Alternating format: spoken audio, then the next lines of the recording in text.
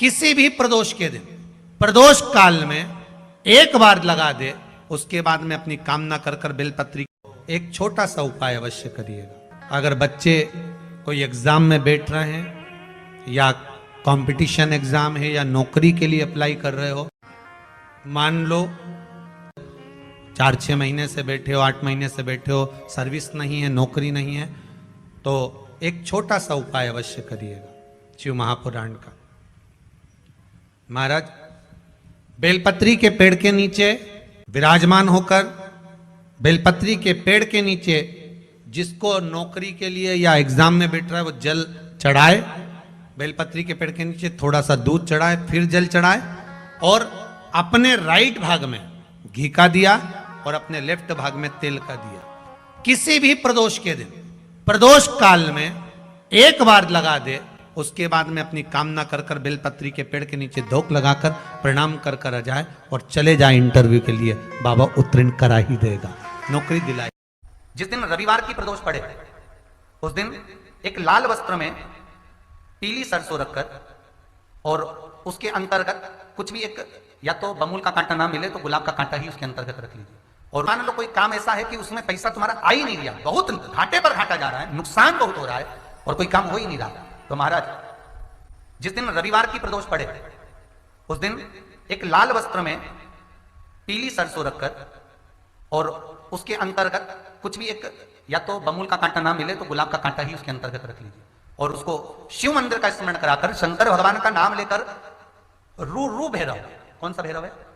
उसकी भी कथा भी आने वाली है। ये दारुक नाम के राक्षस का संहार करने के लिए जब माता अवतार लेगी तब शंकर भगवान बच्चे का रूप रखकर रोएंगे, तो शिव जी का एक नाम होगा रू भैरव। ये भैरव कहां पर रहता है, तो कहा ये शमशान में रहता है। कहां रहता है ये भैरव? शंकर का जो एक अवतार है रू भैरव, ये भैरव अवतार शमशान में रहता है। तो इस भैरव का काम क्या है, तो कहा शमशान में, शमशान की जो अग्नि होती है भले की ली लकड़ी रहे, भले उसमें कोई पदार्थ डाले ना डाले, थोड़ी देर में वो अग्नि रू आवाज, हल्की सी शमशान की जो अग्नि जलती है उसमें एक आवाज आती है। आप ऐसे कोई अग्नि जलाएंगे ना तो आवाज नहीं आएगी, ध्यान देना। हमारे शमशान में अगर जो लोग गए होंगे मुर्दा जलाने के लिए, तो अगर वो एकांत में बैठेंगे तो उसमें से एक आवाज आती है रू रू रू। तो शिव पुराण कह रही है कि उस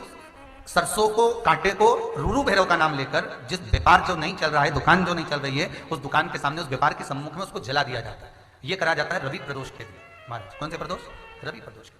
जो सुख का भान कराती है, व्यापार की उन्नति के लिए, समृद्धि के लिए, लक्ष्मी के लिए इसका प्रयोग किया जाता है। तो यहां पर दारुक नाम का जो असुर है, दारुक नाम का जो राक्षस है, उसका एक ही कहना है कि मैं मरूं, मना नहीं है ब्रह्मदेव पर, वो मरने का। नंदी का एक पांव जो ऊपर होता है, आप लोग दर्शन करे होंगे शंकर जी के मंदिर में नंदी के, तो नंदी का एक पांव उठा हुआ होता है, एक पांव नीचा की ओर होता है। हड्डी से जुड़ा हुआ रोग, नेत्रों से जुड़ा हुआ, मस्तिष्क से जुड़ा हुआ कोई रोग रहता है तो एक नीले कलर का फूल आता है महाराज, उस फूल में हल्दी डालकर गुरुवार का प्रदोष पड़ने पर जो नंदी के पांव के पास समर्पित कर देता है महाराज, उसका रोग धीरे धीरे समाप्त होने लगता है। लिंग पुराण कहती है कि नंदीश्वर भगवान के सामने जो पुष्प समर्पित करा जाता है उसको, ये तो लिखा था स्कंद पुराण और शिव पुराण, लिंग पुराण कहती है जो फूल आपने समर्पित करा उसको लाकर पानी की बाल्टी में डालकर आप स्नान भी कर सकते हो, उससे भी हड्डी के जितने रोग होते हैं उसमें आराम लगने लगता है। जैसे कहीं शरीर नहीं चल रहा, हाथ झुन्न पड़ रहा है, हाथ काम नहीं कर रहा, हाथ में झुंझुनी आ रही है, कंपन आ रहा है, जैसे मान लो कोई काम, चाहे वो शनिचरी प्रदोष हो, चाहे रविवार की हो, सोमवार की हो, मंगल की हो, बुधवार की हो, गुरुवार की हो, शुक्रवार की हो, शनिवार की हो, कोई भी वार की हो, प्रदोष, प्रदोष काल में शाम का समय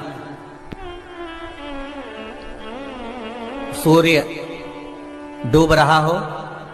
बस डूबा ही हो, और उस समय पर केवल 3 दिन ऐसे रहेंगे, 3 बार ऐसे रहेंगे, 3 तिथियां ऐसी रहेंगी, 3 समय ऐसा रहेगा जिस समय पर तेरे द्वारा निर्मित शूल को भी शिव धारण करेगा और जगत का कल्याण करेगा। 3 दिन, 3 तिथियां, 3 बार, 3 नक्षत्र, 3 घड़ी, 3 पल,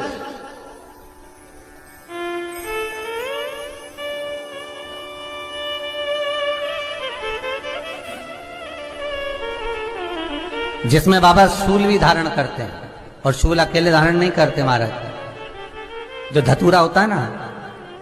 दर्शन करें धतूरे के, कांटे कांटे सा होता है धतूरा, तो वो धतूरे के साथ में बाबा शूल धारण करते हैं, बेलपत्री के शूल को। ये बहुत बहुत आनंदमय कथा है महाराज जी, जिसके जीवन में हमेशा कांटे ही मिले हैं। बेटी बड़ी हुई तो घर में मायके में दुख देखा, और मायके से गई ससुराल में तो ससुराल में दुख देखा। ससुराल में भी दुख देखने के बाद में भी पति को बहुत कुछ काम खुलवाया, बहुत धंधे खुलवाए, नौकरी लगवाई, पर वो पति बार बार छोड़ कर आ गया, बार बार तकलीफ भोग रहा है, बार बार कष्ट भोग रहा है। फिर थोड़े दिन काम करता है, थोड़े दिन छूट जाता है, फिर व्यापार में बढ़ता है, फिर छूट जाता है, फिर कोई दुकान खुलवाई, थोड़े दिन अच्छी चली, फिर वापस वहीं घर पर आकर बैठ गया। अर्थात उसके जीवन में वो शूलता चल रही है।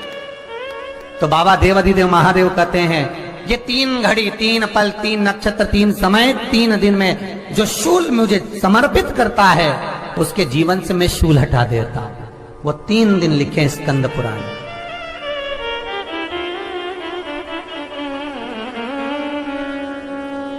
महाराज बैसाख महीने में जो प्रदोष आती है, बैसाख के महीने में बहुत ध्यान से सुनना भाई, जो अपनी जिंदगी से बहुत तंग आ गए हो, परेशान हो गए हो, कष्टमय जीवन जी रहे हो, बहुत दुखी हो गए हो, उनके लिए ये स्कंद पुराण का चरित्र फिर मिले ना मिले, आप प्रेम से सुन लो भाव से। पहला, चाहे वो शनिचरी प्रदोष हो, चाहे रविवार की हो, सोमवार की हो, मंगल की हो, बुधवार की हो, गुरुवार की हो, शुक्रवार की हो, शनिवार की हो, कोई भी वार की हो, प्रदोष काल में शाम का समय सूर्य डूब रहा हो, बस डूबा ही हो, और उस समय पर सूर्य के डूबन के तुरंत बाद बाबा को धतूरे के साथ में बेलपत्री ना चढ़ाते हुए बेलपत्री के वृक्ष के 7 कांटे बाबा के शिवलिंग पर समर्पित करे जाते हैं महाराज, अपनी जिंदगी में अड़चनों को हटाने के लिए। फिर आप जिस व्यापार में उतरे, जिस व्यवसाय में उतरे, जिस नौकरी में उतरे, आप दिल से करें, आपको तरक्की मिलेगी। आप हार नहीं सकते, नीचे नहीं आ सकते, उन्नति पर ही चढ़ेंगे। एक वैशाख मास की प्रदोष, दूसरा शिवरात्रि के दिन मध्याह्न का समय महाराज, जो बड़ी शिवरात्रि होती है माघ की, बड़ी शिवरात्रि के अंतर्गत मध्याह्न का समय, दोपहर के ठीक 12 बजे, चाहे फिर वो कोई भी दिन हो महाराज, शिवरात्रि जिस दिन पड़ रही हो,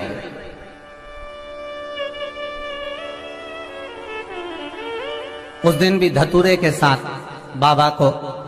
7 कांटे बेलपत्री के वृक्ष के समर्पित होते हैं महाराज। इसमें आप ये वाले जो कांटे हैं, जो शिवरात्रि के दोपहर 12 बजे वाले हैं, अगर कोई मदिरा पीने वाला हो, व्यसन में डूबने वाला हो, कोई जुआ खेलने वाला हो, कोई गलत वैश्यावृत्ति करने वाला, या अपने मार्ग से विचलित कोई व्यक्ति है, उसके लिए भी ये कांटे बहुत काम आते हैं महाराज। दूसरा, पार्वती तेरे द्वारा तेरे नयन अश्रु से जो प्रगटा हुआ बेल का वृक्ष है, द्वितीय शूल मैं वहां धारण करता हूं, तृतीय शूल, तीसरा शूल जो वर्णन करा गया महाराज, भगवान श्रावण के महीने में जो भी दूसरा सोमवार पड़े, जो भी पड़े, श्रावण के महीने का दूसरा सोमवार, आप सबको पहले भी श्रावण के महीने में जो कथा कही उसका व्याख्यान वर्णन करा कि श्रावण का महीने का महत्व क्या है, वो भी आपको ऑनलाइन कथा में आप लोग सुन चुके हैं, लाइव कथा में श्रावण का पूरा महत्व बताया था कि श्रावण के महीने में शंकर भगवान को पूरा लेखा जोखा का भार प्रदान किया गया था। दूसरा सोमवार, श्रावण के महीने का जो दूसरा सोमवार होता है, उस दूसरे सोमवार में रात्रि के समय पर, अर्थात शास्त्र अब घड़ी और पल का स्मरण करेंगे तो रात्रि के बजेंगे 10 से 12 बजे मारे, 10 से 12 के बीच में धतूरे के साथ बाबा को शूल समर्पित होता है महाराज। ये भी हमारी बाधाओं को, हमारी तकलीफों को, व्यापार व्यवसाय के लिए, नौकरी सर्विस के लिए, बहुत सारे एग्जाम में आप बैठ लिए, गवर्नमेंट एग्जाम के लिए बैठ लिए, नहीं हो रहा, ये 3 बार मेरे शंकर को बेलपत्री के वृक्ष के शूल समर्पित होते हैं, उसका आनंद पाना। मेरी जीजियों, दो चीजें बड़ा स्मरण में रखिएगा। एक, बैसाख महीने में मट्टी के पात्र का जल। अभी क्या चल रहा है? फागुन। अभी क्या चल रहा है? फागुन। जब बैसाख का महीना आए ना,